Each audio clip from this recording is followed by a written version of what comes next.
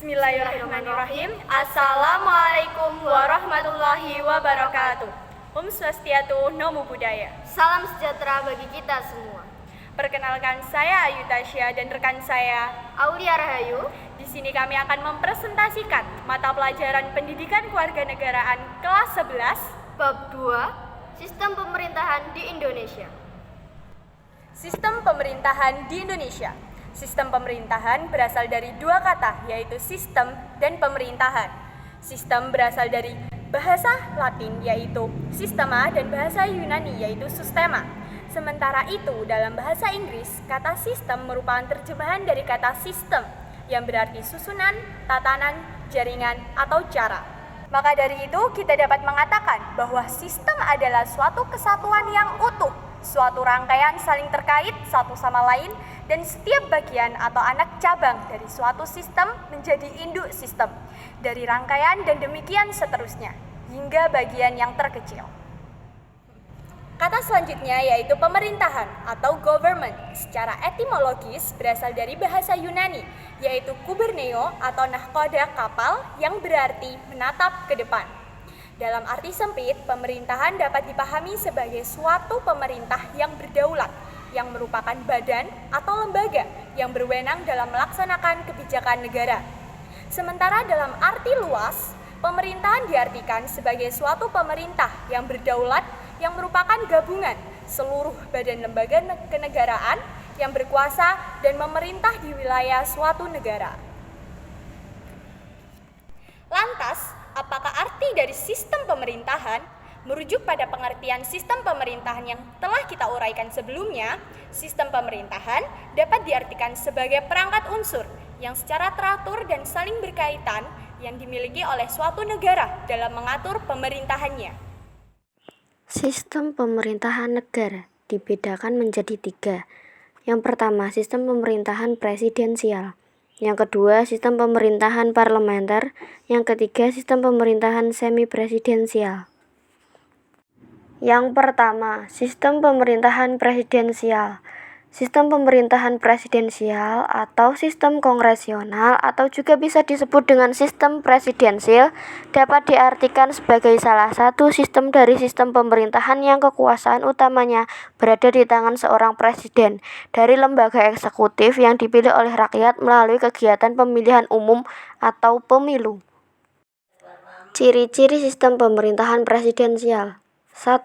Presiden berkedudukan sebagai kepala negara dan kepala pemerintahan.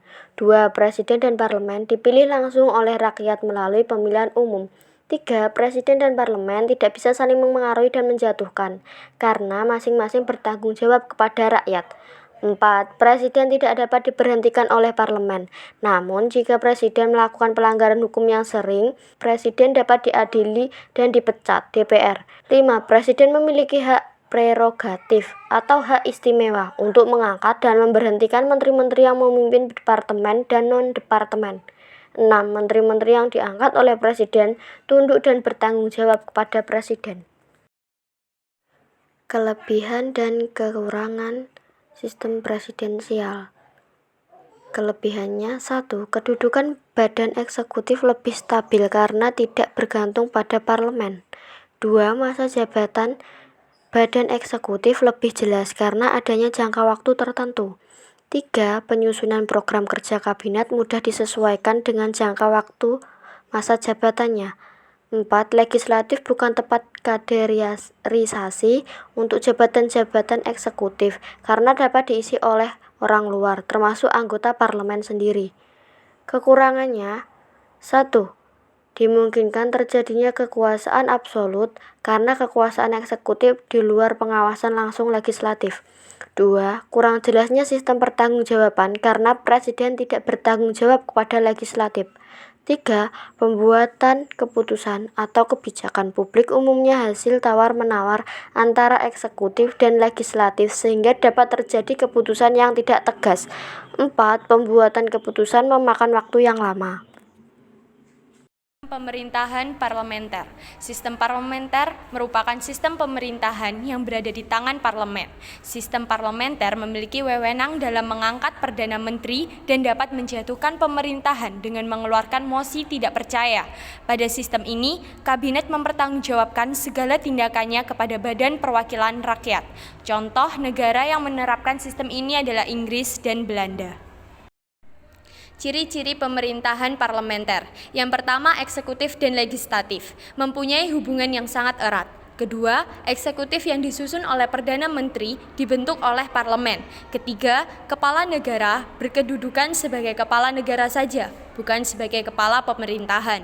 Yang keempat, terdapat mekanisme pertanggungjawaban menteri kepada parlemen yang diwakili oleh Perdana Menteri. Yang kelima, raja atau ratu tidak bertanggung jawab atas segala kebijakan yang diambil oleh parlemen. Keenam, kabinet harus meletakkan atau mengembangkan mandatnya kepada kepala negara jika parlemen mengeluarkan pernyataan mosi tidak percaya kepada Perdana Menteri. Ketujuh, dalam sistem dua partai yang ditunjuk sebagai pembentuk kabinet dan Perdana Menteri adalah ketua partai politik. Kelebihan dan kekurangan sistem parlementer di Indonesia. Kelebihan sistem parlementer yang pertama yaitu penyesuaian pendapat antara eksekutif dan legislatif lebih mudah sehingga pembuatan kebijakan semakin cepat. Kedua, terdapat garis tanggung jawab yang jelas dalam pembuatan dan pelaksanaan kebijakan publik. Yang ketiga, adanya pengawasan yang kuat dari parlemen terhadap kabinet, sehingga kabinet menjadi berhati-hati dalam menjalankan pemerintahan. Selanjutnya, kekurangan dalam sistem parlementer. Yang pertama, sewaktu-waktu kabinet dapat dijatuhkan oleh parlemen karena kedudukan badan eksekutif atau kabinet sangat bergantung pada mayoritas dukungan parlemen. Kedua, kabinet juga dapat bubar sewaktu-waktu karena kelangsungan kedudukan badan eksekutif atau kabinet tidak bisa ditentukan berakhir sesuai dengan masa jabatannya. Ketiga, kabinet dapat mengendalikan parlemen. Hal ini terjadi apabila para anggota kabinet adalah anggota parlemen dan berasal dari partai mayoritas. Karena pengaruh mereka yang besar di parlemen dan partai, anggota kabinet dapat menguasai parlemen. Yang ketiga, sistem pemerintahan semi-presidensial. Sistem pemerintahan semi-presidensial atau yang biasa juga disebut dual eksekutif merupakan gabungan sistem pemerintahan presidensial dan parlementer. Dalam sistem ini, presiden dipilih oleh rakyat sehingga memiliki kekuatan yang besar. Presiden menjalankan pemerintahan bersama-sama dengan Perdana Menteri. Contoh negara yang menerapkan sistem ini adalah Mauritania, Guinea, Namibia. B. Sistem pemerintahan negara Republik Indonesia secara teori berdasarkan Undang-Undang Dasar Negara Republik Indonesia tahun 1945. Indonesia menganut sistem pemerintahan presidensial. Sistem presidensial merupakan sistem pemerintahan negara republik yang kekuasaan eksekutifnya dipilih melalui pemilihan umum dan terpisah dengan kekuasaan legislatif. Selain di Indonesia, sistem pemerintahan presidensial juga dianut di beberapa negara seperti Amerika Serikat, Filipina, serta sebagian besar negara Amerika Latin dan Amerika Tengah. Selain itu, menurut Undang-Undang Dasar Negara Republik Indonesia tahun 1945, sistem pemerintahan negara Republik Indonesia tidak menganut sistem pemisahan kekuasaan atau separation of power atau trias politika. Murni sebagaimana yang diajarkan Montesquieu, tetapi menganut sistem pembagian kekuasaan distribution of power. 7 kunci pokok dalam sistem pemerintahan di Indonesia. Yang pertama, presiden tidak bertanggung jawab kepada Dewan Perwakilan Rakyat. Yang kedua, Indonesia adalah negara yang berdasarkan atas hukum. Ketiga, sistem konstitusional. Keempat, kekuasaan negara yang tertinggi di tangan MPR. Kelima, menteri negara adalah pembantu presiden dan tidak bertanggung jawab atas DPR. Yang keenam, kekuasaan kepala negara tak terbatas. Dan yang ketujuh atau terakhir, presiden adalah penyelenggara pemerintahan negara tertinggi di bawah majelis. Telah terjadi amandemen Undang-Undang Dasar Negara Republik Indonesia tahun 1945. Sistem pemerintahan Indonesia mengalami perubahan pokok. Kunci pemerintahan yaitu A. Indonesia adalah negara hukum berbentuk negara kesatuan dengan prinsip otonomi yang luas dan wilayah negara terbagi menjadi beberapa provinsi. B. Bentuk pemerintahan adalah republik konstitusional. C. Sistem pemerintahan adalah presidensial. D. Presiden adalah kepala negara sekaligus kepala pemerintahan. E. Kabinet atau menteri diangkat oleh presiden dan bertanggung jawab kepada presiden. F. Parlemen terdiri atas 2, bikameral yaitu DPRD dan DPD. G. Kekuatan yudikatif dijalankan oleh Mahkamah Agung dan badan peradilan di bawahnya, serta Mahkamah Konstitusi dan Komisi Yudisial.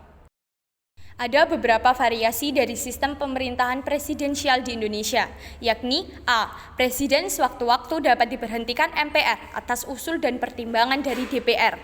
B. Presiden dalam mengangkut pejabat negara perlu mempertimbangkan atau perlu pertimbangan dan persetujuan dari DPR. C. Presiden dalam mengeluarkan kebijakan tertentu perlu pertimbangan dan persetujuan dari DPR. D. Parlemen diberikan kekuasaan yang lebih besar dalam hal membentuk undang-undang dan hak budget atau anggaran. Periodisasi sistem pemerintahan di Indonesia. Sistem pemerintahan periode tahun 1945 sampai 1949. Indonesia berbentuk negara kesatuan. Bentuk pemerintahan yaitu republik dengan sistem pemerintahan parlementer serta Konstitusi Undang-Undang Dasar Negara Republik Indonesia tahun 1945. Undang-Undang Dasar Negara Republik Indonesia tahun 1945 menetapkan sistem pemerintahan presidensial dengan kekuasaan yang besar di tangan presiden, meskipun kekuasaan tertinggi berada di tangan MPR. Selama MPR dan DPR belum dibentuk, wewenang kedua lembaga tersebut akan dijalankan oleh presiden dengan nasihat Komite Nasional Indonesia, Pusat KNIP pada awalnya. KNIP hanya dimaksudkan sebagai badan penasehat presiden. Namun sejumlah tokoh intelektual berpendapat bahwa akan lebih demokratis jika KNIP diberi wewenang semacam badan legislatif dengan kekuasaan legislatif bersama presiden. Soekarno-Hatta yang pada saat itu menjabat sebagai presiden dan wakil presiden setuju dengan usulan para tokoh intelektual tersebut. Oleh karena itu, pada tanggal 16 Oktober 1945, wakil presiden atas nama presiden menandatangani maklumat wakil presiden nomor 10. Dalam maklumat tersebut ditentukan bahwa selama MPR dan DPR belum terbentuk, KNIP akan diberi kekuasaan legislatif dan wewenang untuk ikut serta dalam penentuan garis-garis besar haluan negara. Dalam perkembangan selanjutnya, KNIP melalui badan pekerjaannya mengajukan petisi kepada pemerintah yang berisi agar para menteri kabinet bertanggung jawab kepada NIP, bukan kepada presiden. Pemerintahan setuju dengan petisi tersebut dan mengeluarkan maklumat presiden pada tanggal 14 November 1945. Presiden Soekarno kemudian melantik kabinet parlementer yang pertama dengan Sultan Syahrir sebagai Perdana Menteri. Dengan demikian, sistem pemerintahan beralih dari sistem presidensial menjadi sistem parlementer. B. Sistem pemerintahan periode tahun 1949 sampai 1950. Bentuk negara, serikat atau federasi. Bentuk pemerintahan republik. Sistem pemerintahan parlemen semu atau koalisi parlementer. Konstitusi Undang-Undang Dasar RIS tahun 1949. Dengan berubahnya sistem pemerintahan dari sistem presidensial menjadi sistem parlementer, praktis presiden kemudian menjadi kepala negara, sementara itu Perdana Menteri menjadi kepala pemerintahan. Sampai dengan tahun 1949, MPR belum juga terbentuk. Konsekuensinya, Undang-Undang Dasar yang baru pun belum tersusun, malahan hasil perundingan dengan Belanda dalam konferensi meja bundar membuat Indonesia terpaksa menerima bentuk negara Republik Indonesia Serikat dengan Republik Indonesia Serikat 1949 yang disusun oleh kedua belah pihak. Diberlakukannya Undang-Undang RI 1949 mengandung arti bahwa Indonesia menerima bentuk negara federal dan terpaksa harus menerima kenyataan bahwa statusnya sebagai negara yang kekuasaannya sebelumnya diakui secara de facto berdasarkan Perjanjian Linggarjati menjadi sekedar satu negara bagian dari suatu federasi saja. Namun, bentuk negara federal hanya berlangsung sekitar 7 bulan. Oleh karena banyak negara bagian yang mengadakan perlawanan, akhirnya pada bulan April 1950, 13 negara bagian atau total terdapat 16 negara bagian menyatakan bergabung dengan Republik Indonesia untuk membentuk negara kesatuan. Akhirnya pada tanggal 17 Agustus 1950, pemerintah federal dan Republik Indonesia sepakat untuk membentuk negara kesatuan dan Undang-Undang Dasar yang diberlakukan adalah Undang-Undang Sementara tahun 1950. Sistem pemerintahan periode tahun 1950 sampai 1959. Indonesia dalam bentuk negara kesatuan, bentuk pemerintahan republik dengan sistem pemerintahan parlementer, konstitusi Undang-Undang Dasar Serikat 1950. Undang-Undang 1950, sistem pemerintahan Indonesia adalah parlementer seperti pada masa berlakunya konstitusi RIS. Seperti yang dinyatakan dalam Undang-Undang NRI tahun 1945, Undang-Undang Dasar sementara 1950 juga mengamanatkan agar MPR segera menyusun Undang-Undang Dasar yang baru. Jika Undang-Undang Dasar Negara Republik Indonesia tahun 1945 mengamanatkan agar MPR segera menyusun Undang-Undang Dasar setelah 6 bulan pembentukannya. Undang-Undang Dasar sementara 1950 mengamanatkan kepada sebuah badan pembuatan undang-undang atau konstitusiante. Namun, konstituan yang terbentuk dan dibentuk melalui pemilihan umum 1955 ternyata tidak berhasil menyusun Undang-Undang Dasar yang baru. Selama 2,5 tahun lebih, para politisi yang duduk di lembaga tersebut bekerja tanpa hasil yang memadai. Presiden Soekarno akhirnya menyampaikan anjuran kepada konstituan untuk menetapkan kembali Undang-Undang Dasar Negara Republik Indonesia tahun 1945 sebagai Undang-Undang Dasar Negara. Oleh karena itu, sidang-sidang konstituan tetap menemukan jalan buntu. Pada tanggal 5 Juli 1959, Presiden Soekarno mengeluarkan dekret yang isinya menetapkan kembali Undang-Undang Dasar Negara Republik Indonesia tahun 1945 sebagai Undang-Undang Dasar Negara Republik Indonesia. D. Sistem pemerintahan periode tahun 1959 sampai 1966. Bentuk negara, kesatuan, bentuk pemerintahan republik, sistem pemerintahan presidensial, konstitusi, Undang-Undang Dasar Negara Republik Indonesia tahun 1945.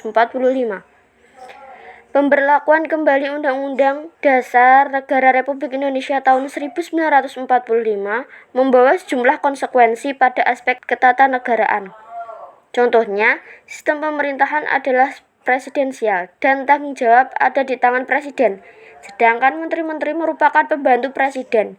Namun, pada praktiknya, kecenderungan yang terjadi dari tahun ke tahun justru bukan mengarah kepada penegakan undang-undang secara benar, melainkan penumpukan kekuasaan di tangan presiden. Hal yang paling mencolok adalah dikeluarkannya produk hukum yang mengangkat Soekarno sebagai presiden seumur hidup. Sistem pemerintahan periode tahun 1966 sampai 1998. Indonesia dengan bentuk negara kesatuan, bentuk pemerintahan republik dengan sistem pemerintahan presidensial, serta konstitusi Undang-Undang Dasar Negara Republik Indonesia tahun 1945. Setelah masa kepemimpinan Presiden Soekarno berakhir dan digantikan oleh rezim Orde Baru yang dipimpin oleh Presiden Soeharto, hal yang didengungkan adalah melaksanakan Undang-Undang Dasar Negara Republik Indonesia tahun 1945 dan Pancasila secara murni dan konsekuen pada periode ini. Keinginan untuk menyempurnakan Undang-Undang Dasar dan praktik kenegaraan terus muncul. Namun, hambatan untuk mengadakan perubahan juga besar. Hambatan tersebut mencapai bentuk formalnya ketika pada tahun 1983 MPR mengeluarkan TAP MPR nomor 4 1983 tentang referendum yang kemudian disusul dengan keluarnya Undang-Undang Nomor 5/1985 tentang hal yang sama. MPR dan undang-undang tersebut pada intinya menetapkan bahwa jika MPR hendak mengadakan perubahan Undang-Undang Dasar 1945, terlebih dahulu harus meminta pendapat rakyat secara langsung melalui referendum.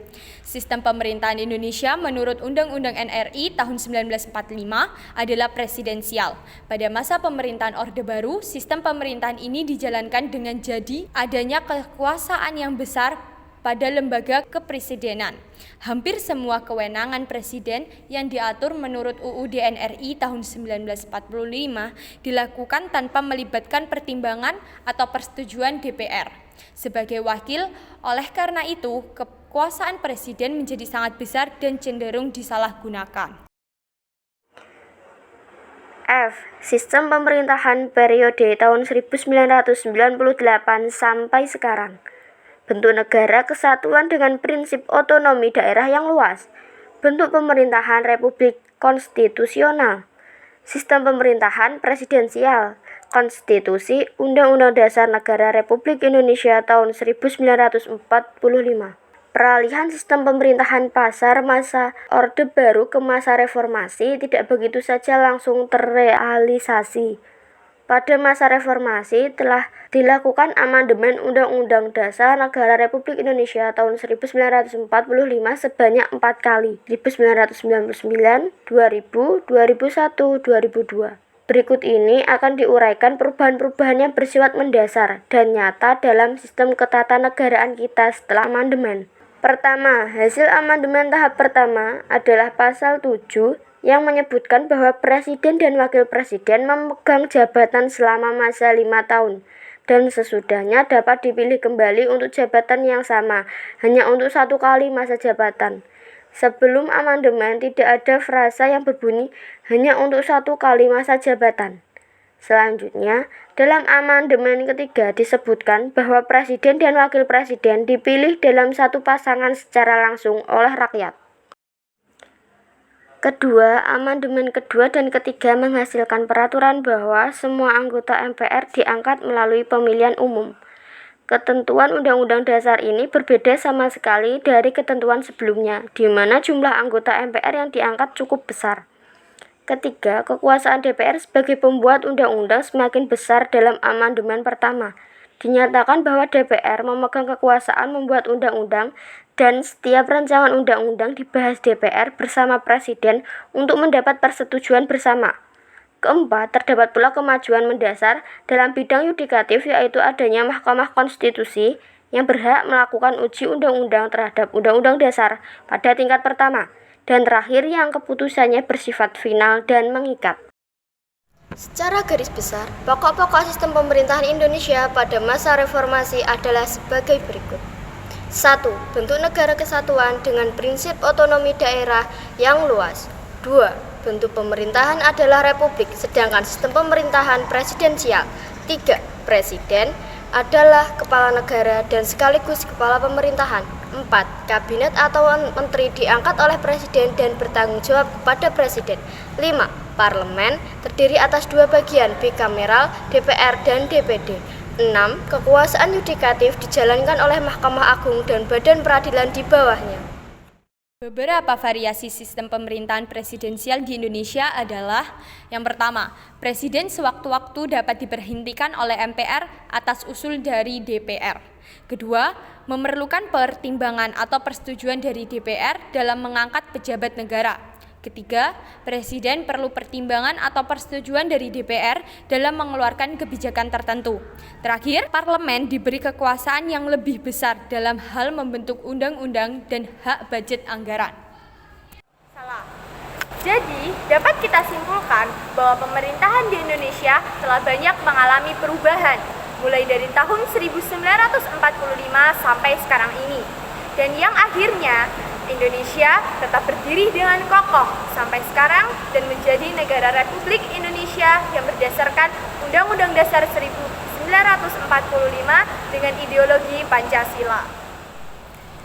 Sekian yang dapat kelompok kami sampaikan. Bila ada salah kata, mohon dimaafkan. Billahi taufiq wal hidayah. Waridho wal inayah.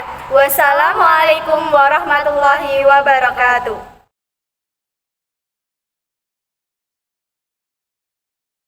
Ngomong budaya. Udah ngomong. Ora itu. Gak apa. Enggak mau kan assalamualaikum ya nih. Perkenalkan saya Ayu Tasya. Klakson dek mau. Dudu nggih Mbak masih.